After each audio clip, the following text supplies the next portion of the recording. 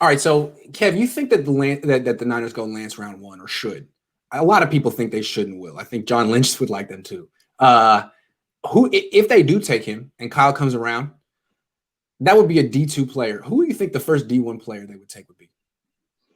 Man, I've got an article coming up. I think it's quite possible that they're not going to take a D1 player until pick 105. I think that there's a couple different possibilities at pick 43 that are pretty intriguing, and I'm not going to get into that who they are and everything. You can look for it in the article, but you can look at the top 100 draft list. There's some interesting guys at positions in need, such as offensive line, guard, center, that sort of thing.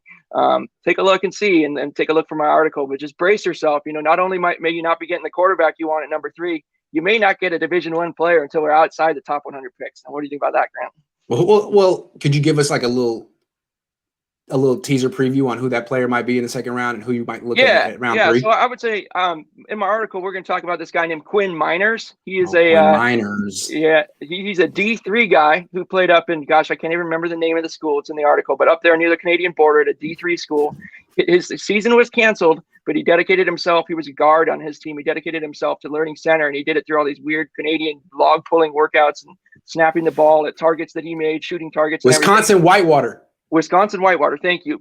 But his story comes full circle when at the last second, he gets an invite from Jim Nagy, who runs the Senior Bowl. He gets an invite the week before the Senior Bowl to come down and compete. And it's only because, one, the Alabama center dropped out with an injury. Can't remember his name, but, he's a first, second round prospect.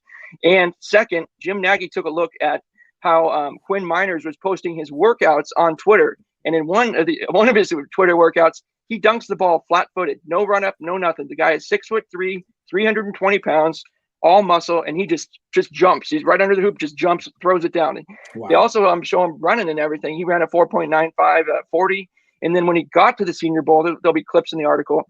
He was tossing people around, man. He was the guy that just grasped everybody's attention, and he went from being off the draft board to now scouts are putting him in the top 50. He's number 53 on the Athletic out of nowhere. And as Jim Nagy says in my article, that's one of the hardest things to do as a scout.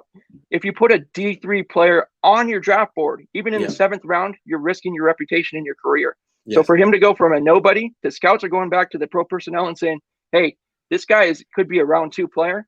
I mean, there's something there. So Quinn Meinerz, Division III, could be your guy, number 43 overall. He could be your center in waiting, and he could be your right guard this year. Well, good for the Senior Bowl for finding him and bringing him into their setting, because that did everything. If you bring him in and put him around other D1 guys and he holds his own or does, that's all he needs. That's it. I mean, like Jaquaski Tart, who the hell was he until he went to the Senior Bowl? He was at a place called Samford. All of a sudden, people were like, oh man, he's one of the best athletes here. Like, this dude's a second round pick. Yeah, that's great. So good for Jim Nagy, good for Quinn.